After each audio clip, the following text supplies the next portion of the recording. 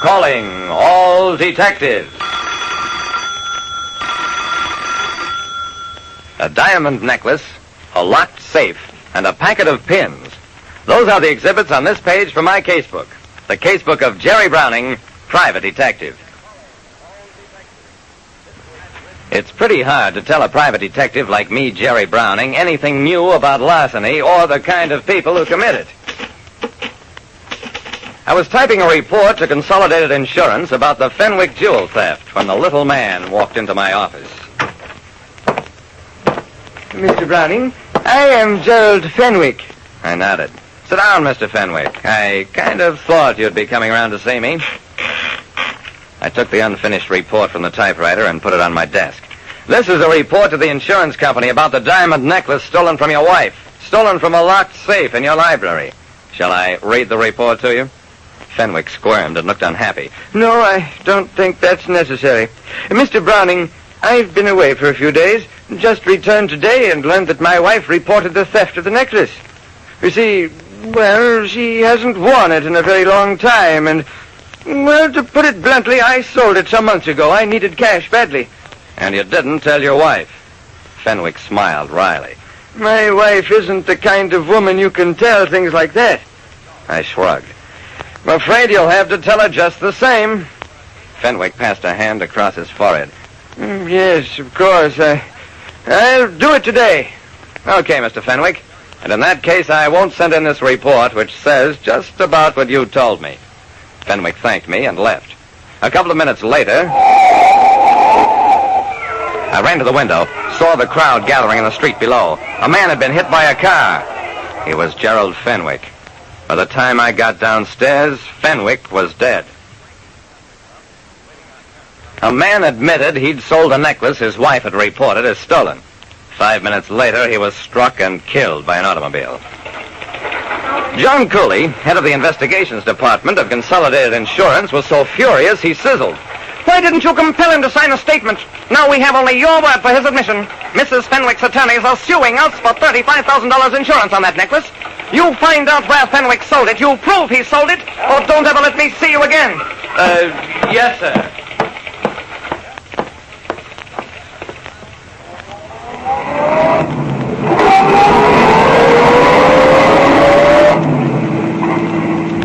Well, Cooley was right, of course.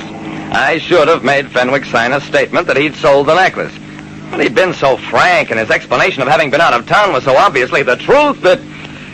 Yeah, I was really in trouble now that he was dead. Mrs. Fenwick's lawyer was a thin-lipped dandy with pale blue marbles for eyes. Mr. Browning, I am not interested in your supposititious story. Can you prove that Mr. Fenwick sold the necklace? There's no other way it could have got out of a locked safe. You suggest that safes have never been burglarized? I suggest that this one wasn't. And what's more, Fenwick told me it wasn't.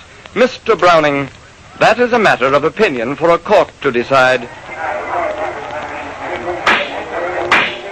Your Honor, we ask a postponement in order to gather further evidence. I object. There already have been 2 postponements. Mrs. Fenwick is in need of this money. I will grant another postponement. A final postponement until a week from today. The court is adjourned. One more postponement, and a fat lot of good it would probably do me. For weeks I'd run myself ragged without pay trying to find where Fenwick had sold or even pawned his wife's necklace. A $35,000 necklace gone without a trace. And that wasn't the only strange thing about the case. An accountant that I consulted told me Fenwick owned the National Silver Plating Company, rated at $1 million and over. Their financial position is excellent. Well, maybe he needed personal money. Maybe, except that he had over $150,000 in cash in his personal bank accounts when he died. I wagged my head sadly. And that won't do us any good in court. I got up. Keep digging. Maybe you'll uncover some reason why he needed money. I was absolutely up against a brick wall. I knew the court wouldn't accept my statement of what a man now dead had admitted. And now I couldn't even prove that he needed money. Then an idea struck me.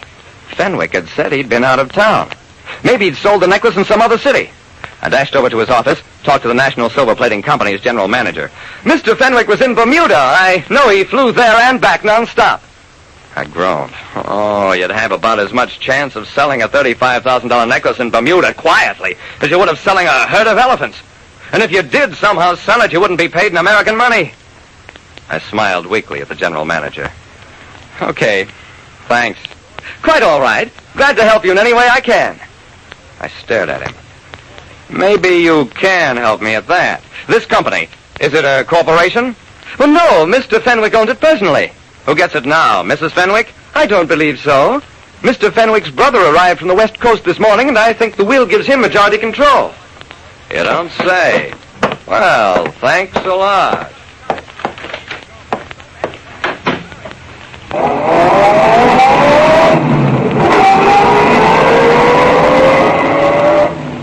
I drove downtown to a fancy dress shop, one of those places where they'll whip you up a number for $200 or $300. The credit manager there told me, Mrs. Fenwick, she used to have an account here. She doesn't have one anymore. I wouldn't extend credit to her for a packet of pins. Well, I may not be the world's best detective, but when a fact comes up and hits me over the head, I know enough to grab it by the throat.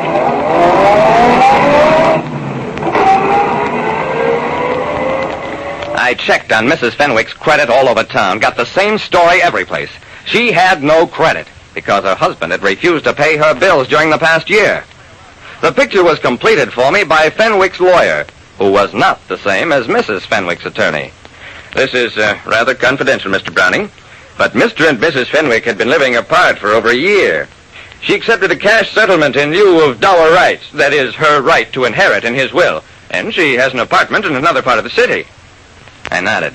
Then what was she doing in Fenwick's house while he was in Bermuda? The lawyer smiled briefly.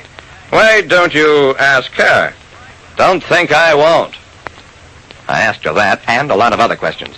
I told her what happens to people who lose things where they can find them anytime they want and then try to collect insurance. Her attorney was there, and when I got through, Mr. Browning, I think Mrs. Fenwick will be able to recover the necklace, and that we shall drop the suit against the insurance company. I looked him in the eye. That's fine. Put it in writing. Yeah, I got it in writing. And that was the end. Like I said, there's all kinds of larceny. And for my money, the kind that's the worst is the kind practiced by people who've got the least reason for it.